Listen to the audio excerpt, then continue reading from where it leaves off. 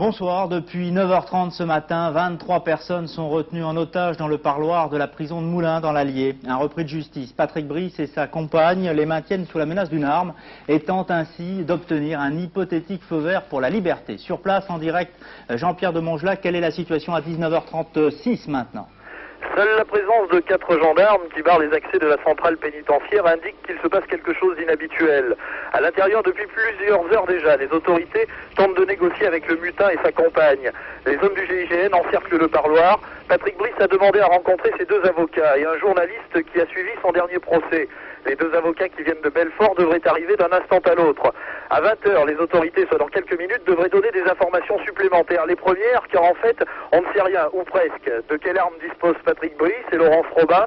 Quelles sont leurs intentions précises? On ne connaît même pas avec certitude le nombre des otages. On parle de 2 surveillants, 3 visiteurs et de 18 détenus. Alors, une question, Jean-Pierre, évidemment. Comment Patrick Brice a-t-il pu se procurer une arme dans le parloir de la prison ? Oui, c'est la question que tout le monde se pose. Ce que l'on sait, c'est que Laurence Robin a été fouillée à l'entrée du centre pénitentiaire. On ne sait pas quelle est l'arme qui a pu passer inaperçue à la fouille.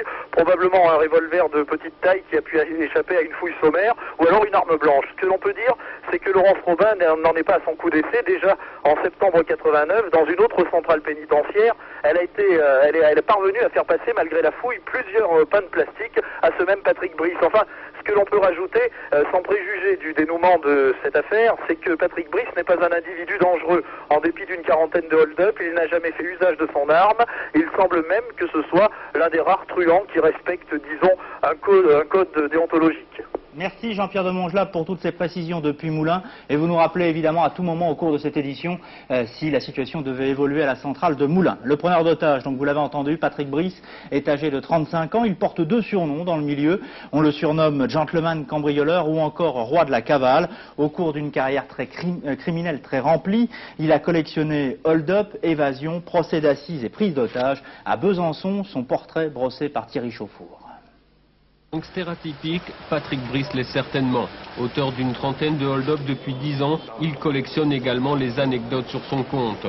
En septembre 82, après une attaque à main armée, il envoie une lettre d'excuse à la caissière pour l'avoir agressé. Puis il témoigne devant le tribunal correctionnel de Laval sous une fausse identité pour une banale rixe dans un bar. À chaque fois que Patrick Brice est arrêté, il félicite gendarmes et enquêteurs. Il envoie même ses vœux de nouvel an à un policier. Car si Patrick Brice a pu multiplier ses anecdotes, c'est qu'il est aussi le spécialiste de l'évasion. En 82, il réussit à s'enfuir de la prison de Belfort. 1 an plus tard, il se sert d'un grappin bricolé et quitte la maison d'arrêt de Besançon. À Rennes, il utilise de l'explosif. Le gentleman cambrioleur s'affuble d'un nouveau surnom, celui du roi de l'évasion. En mars dernier, Patrick Brice avait été condamné à 7 ans de réclusion pour son premier hold-up commis 9 ans plus tôt. Peut-être la seule fois où il a manqué d'humour en tentant de justifier sa carrière par un engrenage dû à une erreur judiciaire. Jusqu'à cette nouvelle tentative d'évasion aujourd'hui, Patrick Brice n'a pas une goutte de sang sur les mains. Voilà donc ce que l'on pouvait dire à 19h40 de cette prise d'otage. 23 personnes retenues actuellement dans un parloir de la prison de Moulins, dans l'Allier. À l'étranger, les autorités et l'armée yougoslave présentent leurs excuses aux Croates pour le bombardement qui a fait près de 20 morts et détruit une partie de la vieille ville hier à Dubrovnik. Les militaires, fermement condamnés par l'émissaire de l'ONU, M. Cyrus Vance, semblent avoir respecté aujourd'hui un relatif cessez-le-feu. Hélène Frandon. Dubrovnik s'est réveillé ce matin dans la fumée, les décombres et le sang. Résultat des violents bombardements à l'artillerie lourde qui ont duré toute la journée d'hier. 18 personnes ont trouvé la mort. De nombreux monuments classés historiques ont été endommagés, comme le palais Sponza, où sont conservées les précieuses archives de la cité médiévale.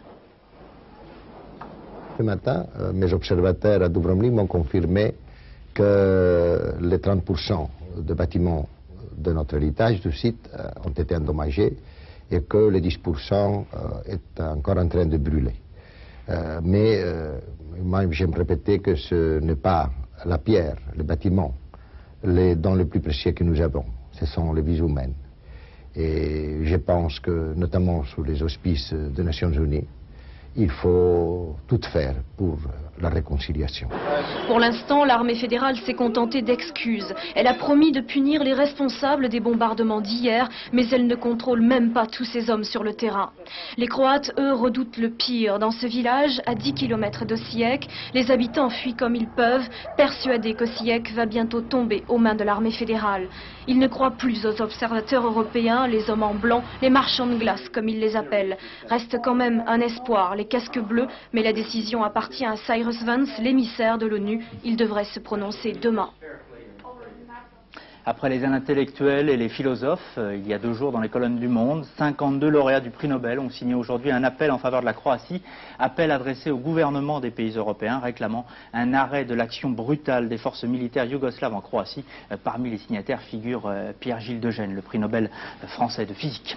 La Yougoslavie n'est pas au programme du sommet européen qui s'ouvrira lundi à Maastricht. Celui-ci marquera aussi la fin de 6 mois de présidence néerlandaise après avoir succédé au Luxembourg. Les Pays-Bas passeront en quelque sorte le flambeau au Portugal. La présidence de l'Europe est d'ailleurs parfois difficile à assumer quand on est un petit pays, notamment lorsqu'il s'agit de préparer un traité communautaire sur lequel les 12 pays ne sont pas toujours d'accord. Aux Pays-Bas, reportage de Laurent Andrès. Travail bâclé, maladroit, sans méthode, à la veille de Maastricht, les oreilles de Hans van den Broek, le ministre hollandais des Affaires étrangères, doivent siffler. Ces 11 partenaires n'ont pas de mots assez durs pour la présidence néerlandaise qui l'assure depuis juillet. Si le sommet échoue, on sait qui portera le chapeau. Mais aussi comment faire mieux quand on n'est que la petite Hollande, coincée entre les poids lourds français et allemands qui veulent toujours plus d'Europe et les Anglais qui disent non. Dur de négocier quand on n'est pas puissant malgré l'égalité de façade inscrite dans les traités. Avant les Pays-Bas, le Luxembourg avait connu le même problème et peut-être pire encore. Sa présidence tombait en pleine guerre du Golfe. Ce pays de 250 000 habitants se retrouvait au centre d'une crise mondiale à gérer au nom de l'Europe avec les moyens d'une municipalité de province.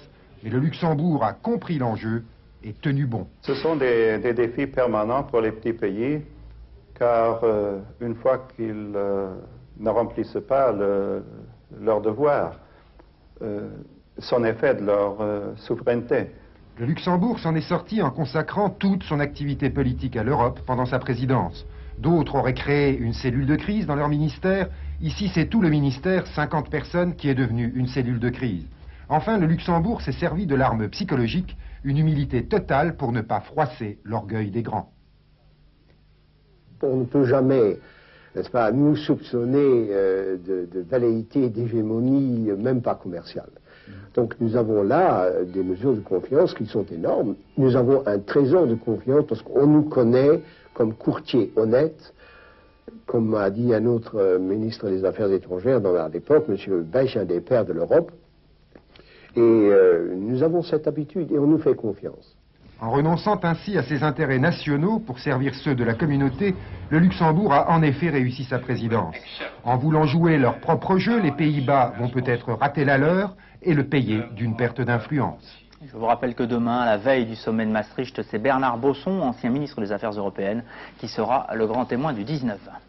8 blessés, 15 interpellations, violents incidents hier soir à Londres où Jean-Marie Le Pen participait à une soirée organisée par une association d'extrême droite. Des manifestants antifascistes, antiracistes ont affronté les services d'ordre qui encadraient une réunion du groupe des droites européennes. À son retour, le président du Front National a malgré tout qualifié de succès son séjour londonien, qui aura mis également en lumière l'inquiétude des Anglais soucieux de rester à l'abri des poussées xénophobes en Europe. Commentaire de Anne Rongère. Sa première visite à Londres était passée inaperçue il y a 6 mois. Cette fois, ils étaient plus d'un millier à manifester au cri de « Plus jamais ça » à bas Le Pen. Un Jean-Marie Le Pen visiblement tendu qui essaie en vain de garder son calme. Je ne comprends pas cette canaille avec le peuple. 2 manifestations en 4 jours, une forte mobilisation relayée sur le plan politique. Une centaine de députés, toutes tendances confondues, ont signé une motion contre Le Pen et aucun membre du gouvernement n'a accepté de le recevoir malgré sa demande. Un comité anti-Le Pen a même été créé il y a 1 mois. Sa crainte que sous couvert de rencontres informelles, Jean-Marie Le Pen essaie en fait de créer un réseau fasciste dans toute l'Europe. Or, malgré la crise et le chômage, malgré une forte présence immigrée dans certaines villes, l'extrême droite a une audience limitée en Grande-Bretagne. Quelques centaines d'adhérents, 4 ou 5 élus locaux, mais aucun représentant à la Chambre des communes. Une tendance marginale donc sur le plan politique, à l'heure où au contraire l'extrême droite connaît une poussée électorale dans d'autres pays européens. Dans ce domaine aussi, la Grande-Bretagne entend bien rester une île.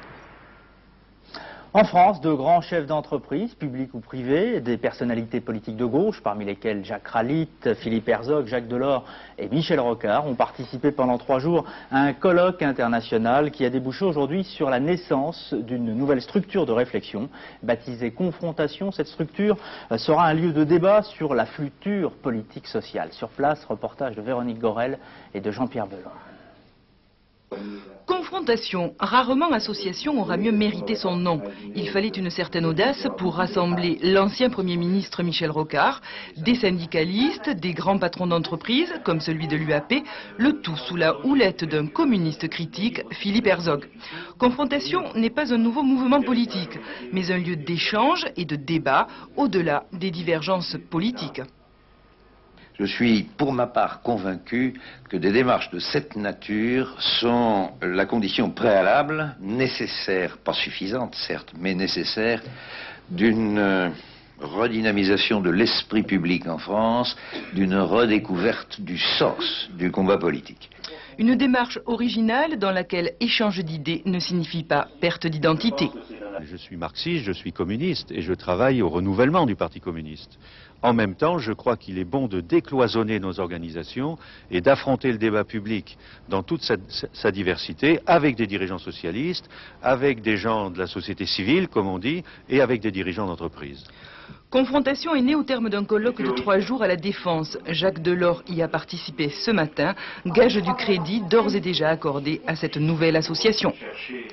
Il ne devrait y avoir qu'une seule liste de l'opposition aux élections régionales en Rhône-Alpes. RPR, UDF et amis de Michel Noir semblent avoir trouvé un terrain d'entente, même si la situation semble encore un peu confuse pour la désignation de la tête de liste d'ores et déjà refusée par Raymond Barre, soucieux de se tenir à l'écart du scrutin de mars. Commentaire de Christian Mez.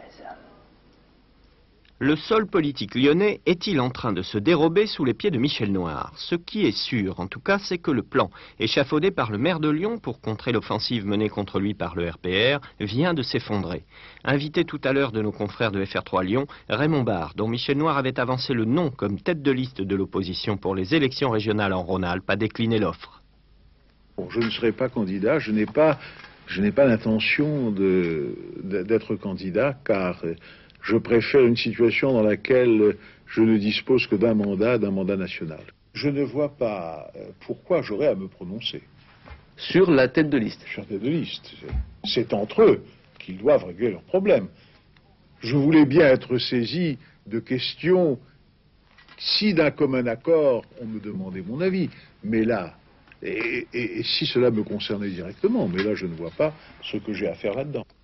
Pour autant, cela signifie-t-il que Michel Noir n'ait plus aujourd'hui d'autre solution que de se rallier à la candidature de l'UDF Charles Millon? C'est peu probable, ça l'est d'autant moins que les Lyonnais s'interrogent sur la nécessité de recourir à un député de l'Ain pour conduire une liste dans le Rhône. Quant au troisième homme évoqué hier soir lors de la réunion commune de l'opposition, Michel Mercier, président UDF du Conseil général du Rhône, personne ne croit sérieusement à ses chances. Dès lors, chacun à Lyon attend maintenant que Michel Noir parle, tout en se demandant s'il est encore possible pour lui de sortir un nouveau lapin de son chapeau.